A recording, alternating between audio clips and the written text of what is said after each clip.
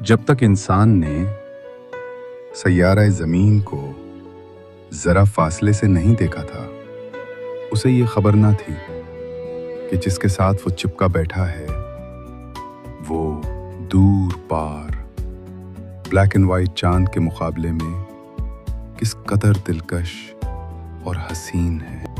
انسان کی قدیم تاریخ سے لے کر 20ویں صدی تک یہ ایک راز ہی رہا، ایک ایسا حسین چہرہ جو سامنے ہوتے ہوئے بھی ہماری نگاہوں سے اوجھل رہا۔ یوں ہی ہوتا ہے، سیاہ خلا ہمیں ہمیشہ محض خلا دکھائی دیتا رہا، مگر 21ویں صدی کے آغاز میں ہبل اسپیس ٹیلیسکوپ نے جب اس خاموش اندھیرے کے ایک نہایت معمولی حصے کی طرف دیکھا تو اسی چٹکی بھر خلا میں 50,000 کہکشائیں جگمگاتی نظر آئیں، اور ہر کہکشاں میں کم از کم 100 ارب ستارے موجود تھے۔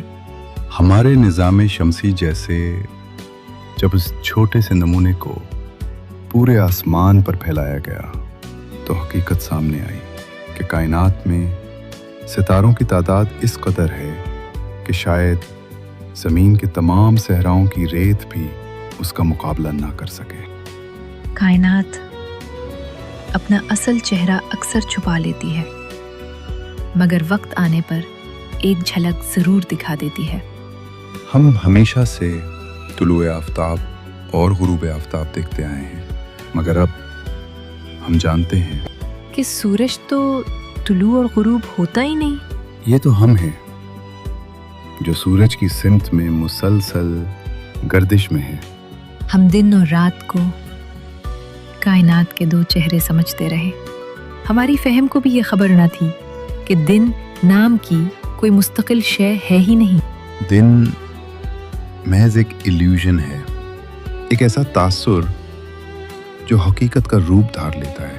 اصل حقیقت رات ہے جو کائنات بھر میں ہمہ وقت طاری رہتی ہے۔ 14ویں کا چاند یہ احساس دلاتا ہے کہ وہاں دن نکلا ہوا ہے، مگر کبھی چاند کے کنارے سے باہر اس وسیع سیاہ خلا کو غور سے دیکھا ہے آپ نے؟ آج ہم وہی چلتے ہیں اور اسی وسعت میں کچھ دیر ٹھہرتے ہیں۔ تب ہمیں احساس ہوتا ہے کہ سیارہ زمین 14ویں کے چاند کے مقابلے میں کہیں زیادہ دلکش اور زندہ ہے۔ چاند تو دراصل بلیک اینڈ وائٹ تصویر کی مانند ہے، جبکہ زمین ایک روشن LED رنگوں سے بھری دنیا کی طرح ہے۔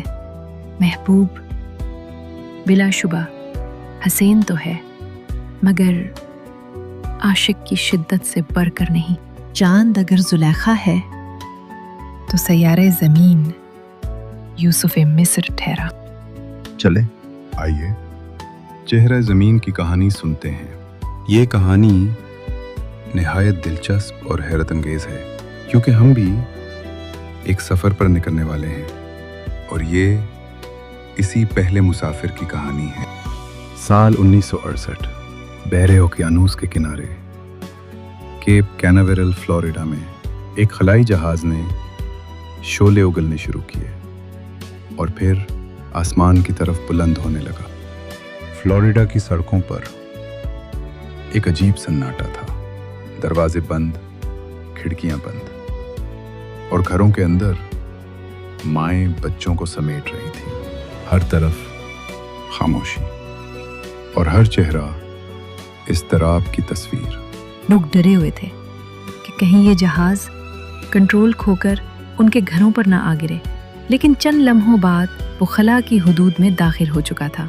43 منٹ میں زمین کا ایک چکر اور پھر رفتار میں مسلسل اضافہ، یہاں تک کہ وہ زمین کی کشش سے آزاد ہو کر چاند کی طرف بڑھنے لگا۔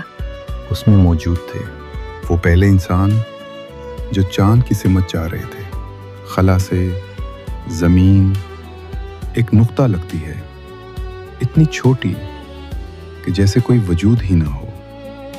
جیسے ستارے ہمیں چھوٹے لگتے ہیں، حالانکہ وہ ہم سے کہیں بڑے ہوتے ہیں. بالکل ویسے ہی ہماری زمین بھی وہاں سے محض ایک نقطہ نظر آتی ہے.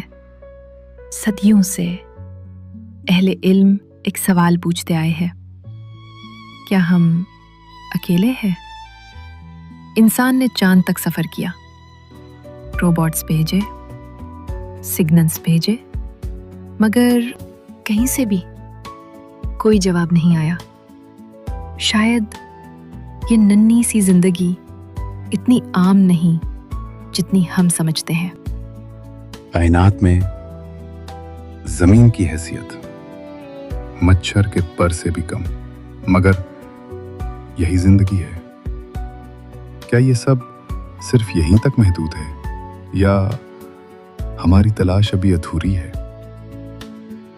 یہ ایسا ہی ہے جیسے سمندر سے ایک گلاس پانی نکال کر یہ فیصلہ کر لیا جائے کہ وہاں بلو ویل نہیں. ایک بات طے ہے، زندگی ایک نایاب واقعہ ہے. اسی حقیقت کو کارل سیگن نے بہت سادہ انداز میں بیان کیا. 1977 میں وویجر پروگرام کا آغاز ہوا اور آج وہ خلائی جہاز اب بھی سفر میں ہے، نظام شمسی سے باہر. یہ انسان کی تخلیق سب سے دور تک پہنچ چکی ہے. کبھی رابطہ ٹوٹ جاتا ہے مگر ناسا کے ماہرین اسے دوبارہ جگا دیتے ہیں. وویجر 1 اور وویجر 2 انسان کے بنائے ہوئے وہ خلائی جہاز ہیں جو اس وقت زمین سے تقریباً 20 ارب کلومیٹر سے بھی زیادہ فاصلے پر ہیں. یہ انسانی تاریخ کی سب سے دور تک پہنچنے والی مشینیں ہیں. ناسا کے انجینئرز ان سے رابطہ رکھنے کے لیے سپر کمپیوٹرز اور ڈیپ اسپیس نیٹ ورک کا استعمال کرتے ہیں، اور کمانڈز روشنی کی رفتار سے سفر کرتی ہیں. سن 2023 میں وویجر 2 کو بھیجی گئی ایک کمانڈ میں معمولی سی غلطی ہو گئی اور اس کا اینٹینا زمین سے تقریباً 2 ڈگری ہٹ گیا اور اسی لمحے رابطہ منقطع ہو گیا. ناسا کے انجینئرز نے اپنے سب سے طاقتور ٹرانسمیٹر کے ذریعے ایک نئی کمانڈ بھیجی جو تقریباً 37 گھنٹوں بعد وویجر 2 تک پہنچی. اور پھر جواب آیا کہ اس کا اینٹینا دوبارہ زمین کی سمت میں آ چکا ہے اور رابطہ بحال ہو گیا. سن 1990 میں کارل سیگن نے ایک درخواست کی کہ وویجر 1 اپنا کیمرہ واپس زمین کی طرف موڑے. اس وقت وویجر 1 زمین سے تقریباً 6.4 بلین کلومیٹر دور تھا. یہ فاصلہ اتنا زیادہ تھا کہ روشنی کو بھی گھنٹوں لگتے تھے وہاں تک پہنچنے میں. اور زمین سورج کی روشنی میں تقریباً گم ہو چکی تھی، مگر اس نے اسے ڈھونڈ لیا. ایک تصویر میں کائنات کے وسیع اندھیرے میں سوئی کی نوک کے برابر ایک مدھم سی روشنی، ایک پیل بلو ڈاٹ. اس نقطے کو دیکھیے، دوبارہ دیکھیے. یہی ہمارا گھر ہے. یہی وہ سب لوگ رہتے ہیں جنہیں آپ محبت کرتے ہیں. یہی ہماری خوشیاں اور ہمارے غم ہیں. یہی بادشاہ بھی ہیں اور عام لوگ بھی. یہیں پر ہمارے ماں باپ، بچے، فنکار، سائنسدان اور وہ سب جو کبھی یہاں تھے. اور یہیں پر اسی ذرے کے چند حصوں کے لیے انسان نے خون کے دریا بہا دیے. نفرتیں ایسی جیسے پوری کائنات انہی کی ہو. حالانکہ کائنات کے سامنے ہماری حیثیت ایک مچھر کے پر سے بھی کم ہے. یہ نیلم رنگ ذرہ ہمیں یاد دلاتا ہے کہ ہم کتنے چھوٹے ہیں اور کتنے نازک بھی. لہٰذا بہتر یہی ہے کہ ہم ایک دوسرے کے لیے رحم دل ہو جائیں اور اس نیلم رنگ ذرے کو سکون سے رہنے دیں، کیونکہ یہی ہمارا واحد گھر ہے.